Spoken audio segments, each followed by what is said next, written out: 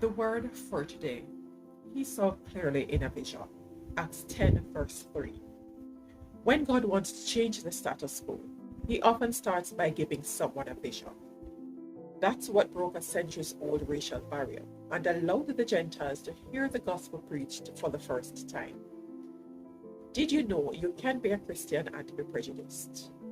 Indeed, you can be a believer and to be biased towards people you don't really know or understand, because you've spent your life avoiding them and making judgments about them.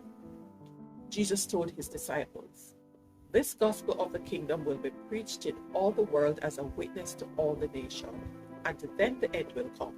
Matthew 24:14. And Peter was present when Jesus said it, but either he wasn't listening or he didn't like what he heard.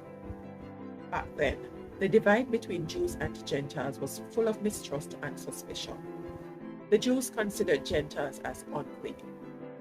God told Peter to go to the house of Cornelius, a Gentile, and preach the gospel, a person Peter considered to be unclean. Prejudice is the product of a closed mind. It is contempt prior to honest investigation. It is pride that must be humbled. So how did God change Peter's heart? It required not one, but two different visions.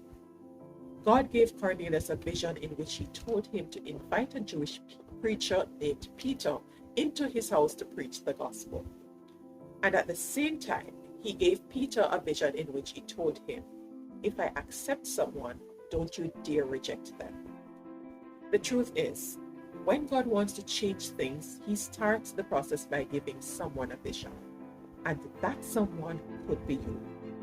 That's the word for today.